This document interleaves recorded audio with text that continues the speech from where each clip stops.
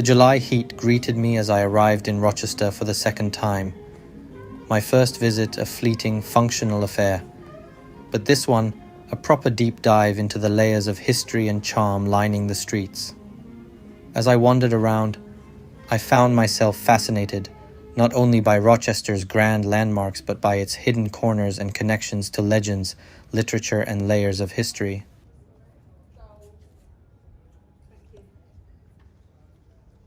Rochester's name has ancient roots.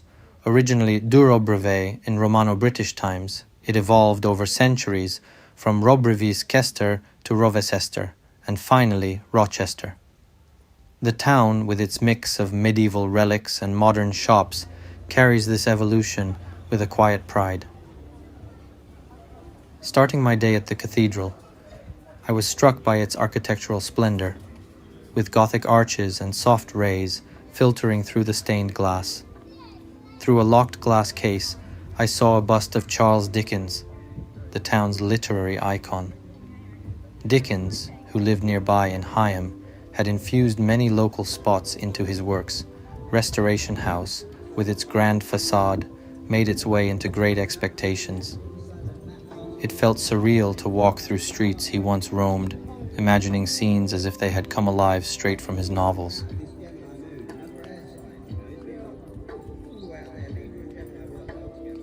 My journey continued with a visit to the Huguenot Museum.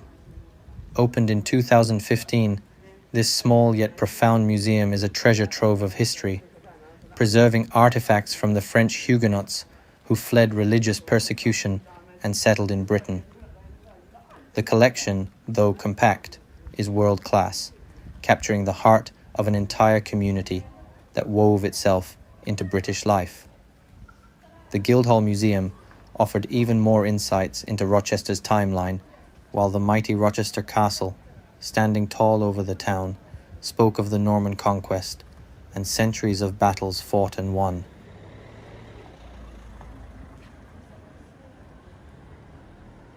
Down by the Medway River, the pier offers an incredible view, a moment of serenity amidst the town's bustle.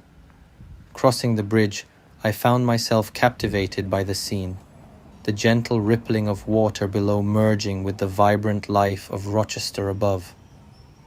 Neolithic remains discovered nearby remind us that Rochester's history stretches back to prehistoric times, and evidence of Celts, Romans, Jutes, and Saxons adds further texture to its rich story.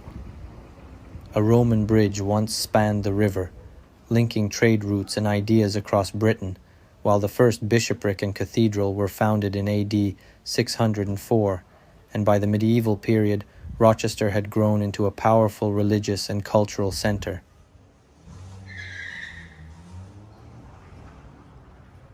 High Street was full of life, lined with bookshops, boutiques, and cafes spilling out onto the sidewalks.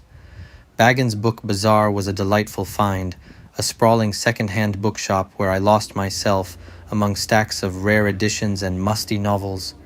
Even Oxfam had a massive book section worth browsing.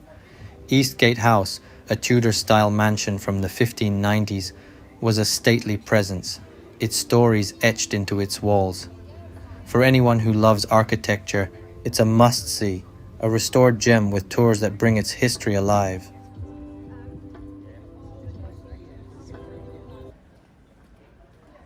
After hours of exploring, I finally found respite at Costa Café, with a cup of coffee to recharge.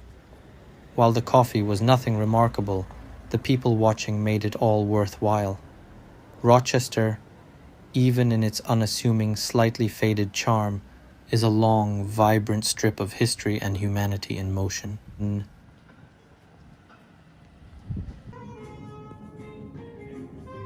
Rochester was once a city, its status lost in 1998.